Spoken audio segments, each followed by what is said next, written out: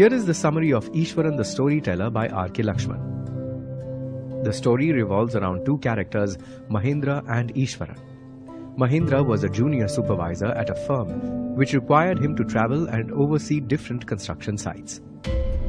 Mahendra was a man of simple needs. Because of this, he could adapt to a variety of conditions. Ishwaran, Mahendra's cook, followed him everywhere. He cooked delicious food, ran a tidy and efficient household, and could tell the most entertaining stories. After completing his day's chores, Ishwaran would have his lunch. After lunch, Ishwaran would read for some time before taking his nap. From his favorite Tamil thriller novels, Ishwaran learned how to describe an event vividly and to effectively capture his audience's attention. So, whenever Ishwaran would narrate a story, he would work in suspense and a surprise ending in order to keep the audience on their toes. Ishwaran had a willing ear in Mahendra, who would sit in his cane chair and listen to his stories uncomplainingly. One of the stories he narrated was of an escaped elephant. This elephant entered his hometown, smashing all the market stalls. Then he entered the school building and started destroying things. The teachers and students ran up to the roof in panic. As they watched in terror, Ishwaran suddenly grabbed a cane from the teacher and ran outside.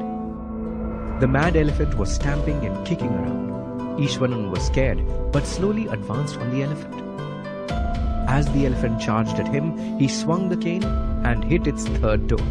Stunned, the elephant collapsed. Ishwaran, at this point, stopped narrating and jumped up to warm dinner. Poor Mahendra was left hanging in suspense.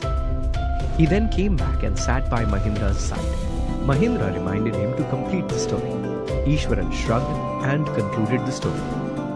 Another day, Ishwaran asked Mahendra if he could cook something special for dinner since it was an auspicious day.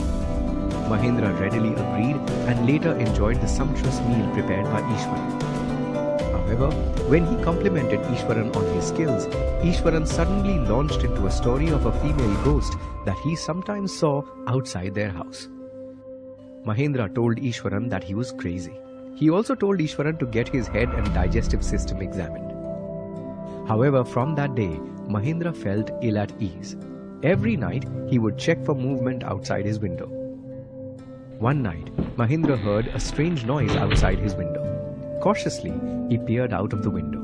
He saw an indistinct figure holding what appeared to be a bundle. Ishwaran's story came back to him. Mahendra began sweating out of fear.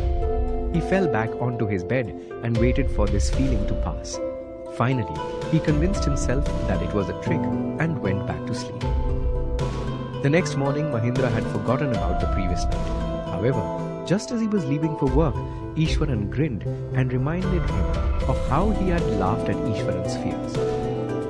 Ishwaran then said that he had heard eerie moaning sounds coming from Mahendra's room the previous night. Mahendra shivered at Ishwaran's words. He rushed to his office to resign, determined to leave the very next day.